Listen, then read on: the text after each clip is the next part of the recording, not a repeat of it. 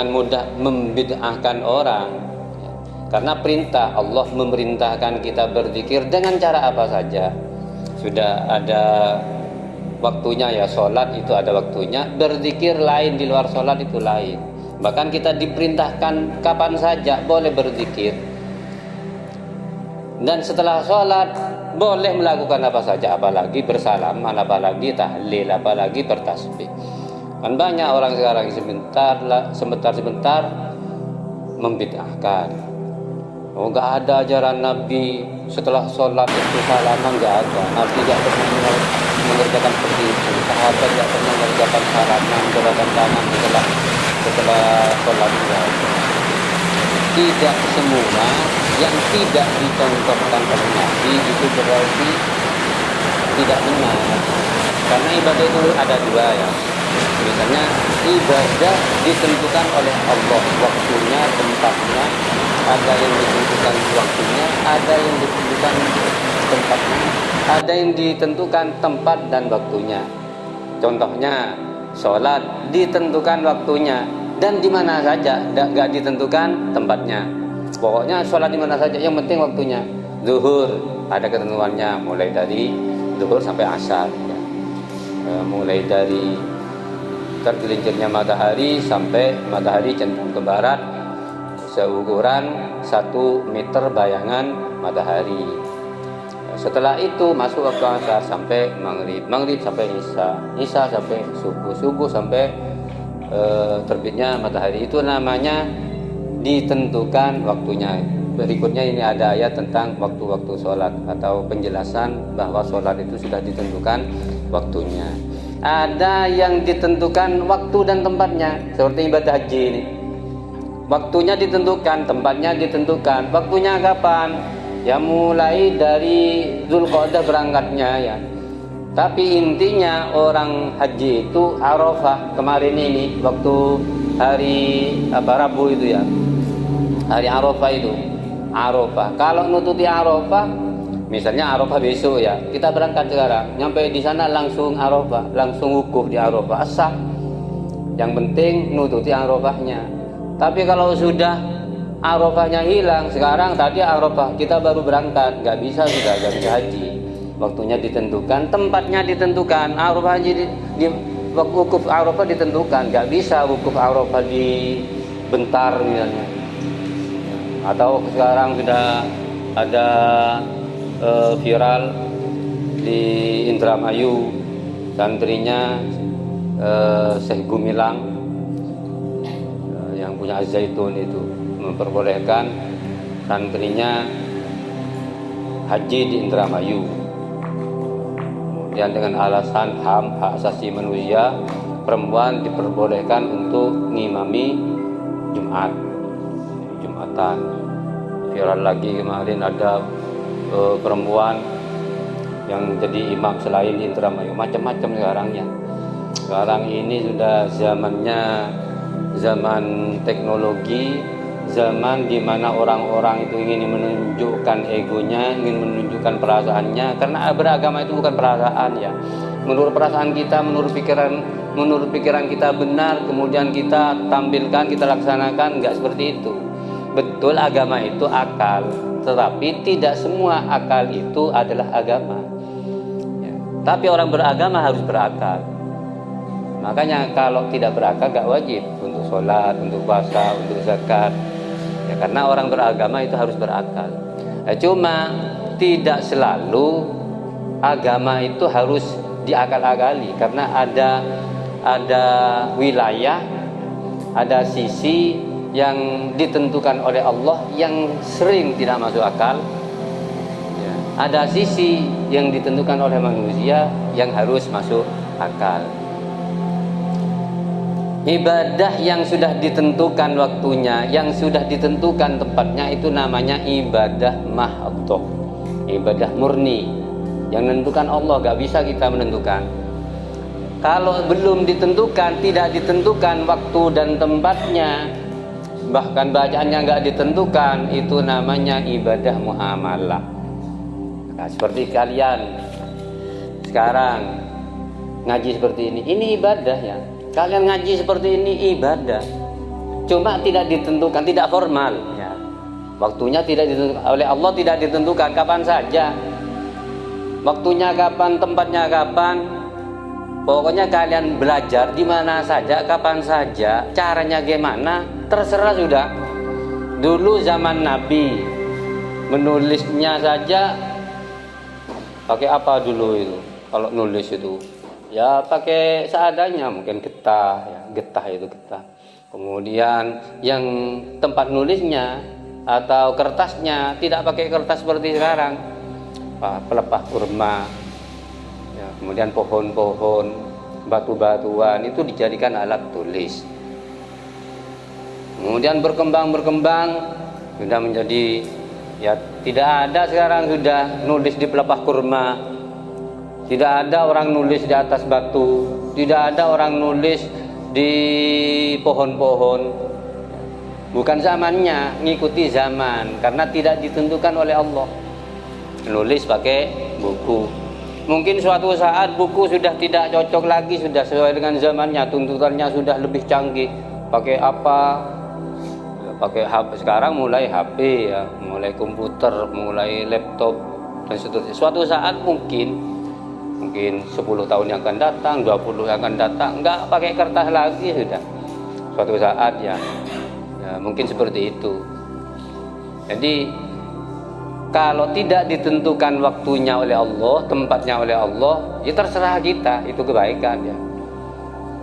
Misalnya seperti menutupi aurat, sholatnya itu ketentuan Allah sudah, rukuknya, sujudnya sudah ditentukan oleh Nabi, caranya, waktunya sudah ditentukan oleh Nabi.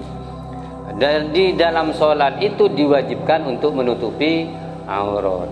Nutupi aurat itu wilayah kita sudah. Yang penting kita menutupi aurat, tapi caranya, bentuknya itu terserah kita. Apakah model gamis, apakah model sarung, apakah model celana, terserah. Yang penting menutupi aurat. Jadi setiap kita mengerjakan ibadah Allah, tapi pasti berhubungan dengan ibadah muamalah, butuh bidang lain, butuh sesuatu yang lain yang melengkapi ibadah kita. Seperti sholat, tidak ada penjahit gak lengkap dah. Kita butuh penjahit untuk menjahit baju kita yang kita pakai untuk sholat. Sarung butuh pabrik, songkok butuh pabrik, apalagi haji butuh kapal. Kapal siapa yang buat? Cina, Amerika, Eropa dan sebagainya. Makanya tidak boleh kita mengatakan tidak butuh kepada Cina, tidak butuh kepada Amerika misalnya. Setiap manusia itu diciptakan oleh Allah agar supaya saling mengenal dengan yang lainnya. Karena perbedaan bangsa, perbedaan suku dan perbedaan bahasa itu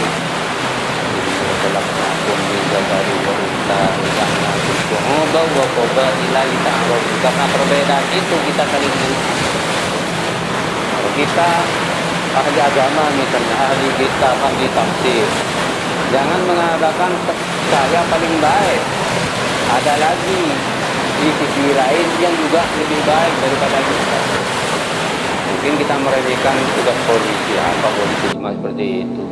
Tapi di sisi Allah kan berbeda-beda tugasnya. Polisi bisa merapikan, menata jalan raya, bisa melancarkan jalan raya, bisa menangkap maling-maling yang meresahkan masyarakat, atau melerai pertikaian dan sebagainya. Makanya kita hidup ini penuh aturan. Kita yang begini ini harus patuh aturan polisi. Kita yang begini ini kita harus patuh terhadap tempat-tempat yang ada aturannya sesuai dengan tempatnya. Ya, di mana saja ya. Bukan saya ini seorang habib, saya ini seorang kiai misalnya. Tidak boleh diatur, tidak seperti itu. Justru seperti itu berarti orang jelek ya, tidak menunjukkan kebaikannya. Ya, kalau salah ya salah sudah. Kapan itu saya pergi ke masjid, kemudian parkir mobil ternyata ada tempat yang khusus pegawai. Jadi tempat mobil itu khusus pegawai. Selain pegawai, orang-orang Jumatan dipisahkan mobilnya, kendaraannya, sepeda motornya. Ya mungkin karena khawatir ada kehilangan dan sebagainya. Jadi bagian pegawai sini tempatnya. Saya nggak tahu, masuk langsung, pokoknya ada parkiran masuk. Ternyata ada orang, Mas, sampean pegawai? Bukan, ngampung Jumatan cuma di sini. Oh, sana tempatnya kalau bukan pegawai, sini khusus pegawai. Ya ikuti sudah, karena ada aturannya. Ya. Khawatir ada, karena orang menertibkan, buat tata tertib itu ada tujuannya, supaya tidak ada campur baur antara yang satu sama lainnya. Kadang-kadang orang kan sembrono, pura-pura jadi pegawai, akhirnya ngambil sepeda motornya pegawai misalnya. Di pabrik juga ada aturannya, di sekolah ada aturannya, di setiap tempat ada aturannya. Faidza qadaytumus sholata fadhkurullaha qiyaman wa qu'udan. Dalam keadaan berdiri, ingat kepada Allah. Kita diperintah untuk ingat kepada Allah, berzikir kepada Allah itu qiyaman wa qu'udan. Qiyaman hale berdiri, qiyaman hale ngadeg, di dalam keadaan kita berdiri, wa qu'udan duduk, wa ala junubikum, wa qu'udan lan lungguh atau duduk, wa ala junubikum lan ingatasi tempat pembaringan sira kabeh atau tempat tidur sira kabeh. Artinya dalam segala keadaan. Dalam keadaan kita berjalan, berdiri, duduk, tidur, selalu ingat kepada Allah. Artinya ketika kita tidur, saya tidur ini, yang bisa menidurkan itu Allah. Yang bisa membangunkan itu Allah. Saya kalau tidak dibangunkan oleh Allah, nanti saya tidur selama-lamanya. Kalau sudah tidur selama-lamanya alias mati sudah. Makanya dianjurkan setelah bangun tidur ada doanya, alhamdulillahilladzi apa? Alhamdulillahilladzi ahyana ba'dama amatana. Ini menunjukkan gak pernah doa ini yang bangun tidur ya. Coba tidur langsung yang kelayangan. Ojo. Dapat jadi kita juga boleh. Tak langsung lautu. Ingat doanya ya. Kalau kita biasa berdoa spontan, nggak usah diingat sudah ada malaikatnya yang kalau kita membiasakan diri. Misalnya masuk WC, kita akan selalu berdoa kalau kita membiasakan diri. Suatu saat misalnya masuk tanpa sengaja langsung diingatkan gitu. Ada malaikat yang mengingatkan kita kalau kita membiasakan. Sama dengan kita makan dengan tangan kanan misalnya. Gak usah disuruh sudah, ada siapapun, tidak ada siapapun, sendirian, bersama teman, bersama orang, akan selalu menggunakan tangan kanan kalau kita membiasakan diri. Tapi kalau tidak membiasakan diri, karena ada teman, karena ada kiai misalnya, baru kayak orang baik itu sudah makannya dengan tangan kanan. Tapi suatu saat akan lupa karena tidak biasa. Ini dibiasakan.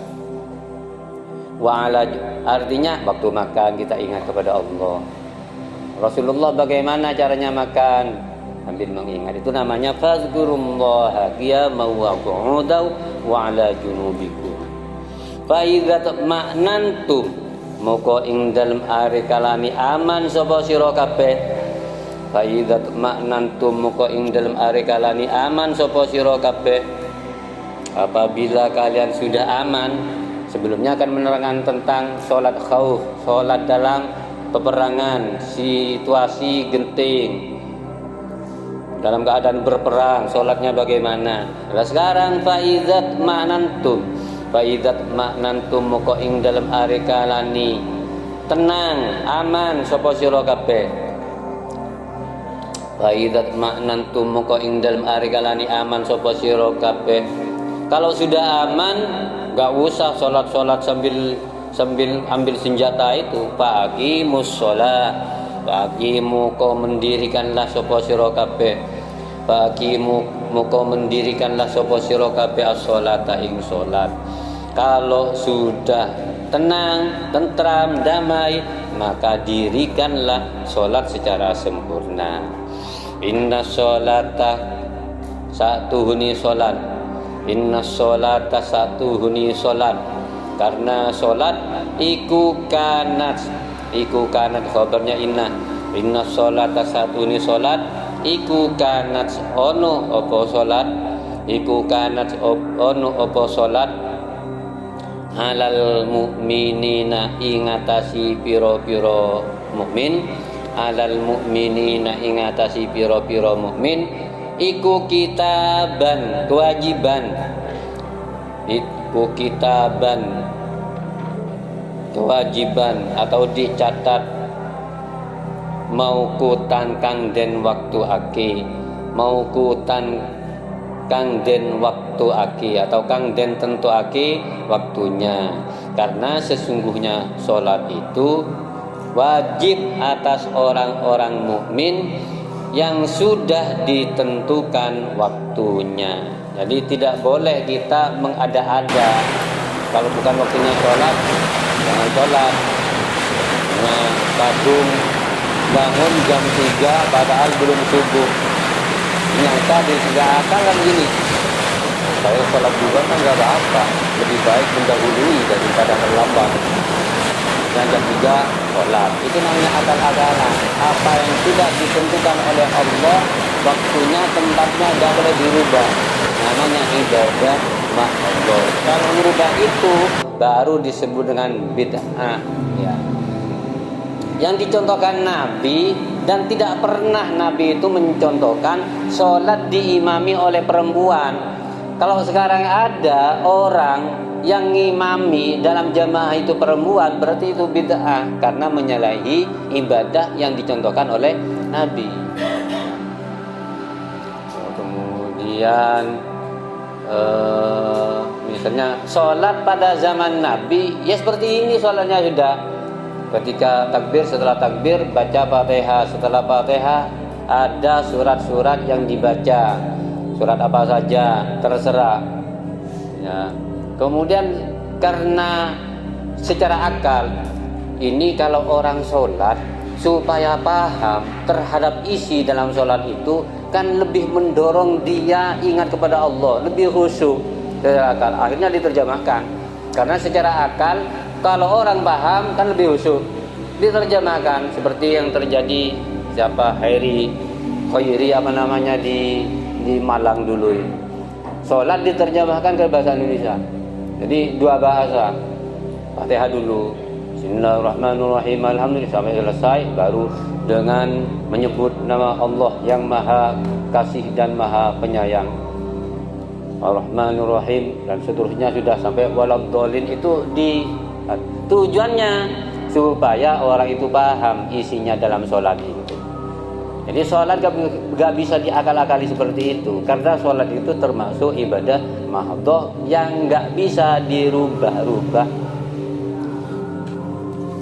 Bahkan khutbah Jumat itu yang disepakati ulama ya bahasa Arab yang disepakati ya. Ulama sepakat yang tidak ada perbedaan itu, yang sah adalah menggunakan bahasa Arab sesuai dengan yang dicontohkan oleh Nabi. Adapun pakai bahasa Indonesia, pakai Madura, pakai Jawa, atau pakai bahasa Inggris sesuai dengan bahasanya, itu masih diperselisihkan oleh ulama. Artinya ada yang memperbolehkan, ada yang mengesahkan, ada yang tidak memperbolehkan, karena khutbah itu pengganti 2 rakaat sholat Jumat. Karena dalam Jumat itu kan 2 rakaat, asalnya kan zuhur itu kan 4 rakaat, diganti 2 rakaat, diringkas menjadi 2 rakaat, pengganti 2 rakaatnya dalam khutbah itu, makanya disebut dengan 2 khutbah. Khutbah pertama, khutbah kedua, pengganti rakaat itu. Maka ulama sepakat, yang disepakati itu ya, yang tidak ada perbedaan, yang sepakat as-sah sholatnya kalau Jumatan itu khutbahnya pakai bahasa Arab. Adapun selain bahasa Arab itu masih ada perbedaan. Sholat Jumat itu. Jadi kalau ibadah itu harus mengikuti Nabi ya, mengikuti ketentuan Allah dan ketentuan Rasul. Rasulullah. Inna sholata kanat 'alal mu'minina kitaban mawquta. Shadaqallahul azim. Wallahu a'lam bisawab. Rabbi fanfa'na bi barakatihim wa dinal husna bi hurmatihim wa amitna bi tariqatihim wa mu'afatihim min al-fitan. Rabbi fanfa'na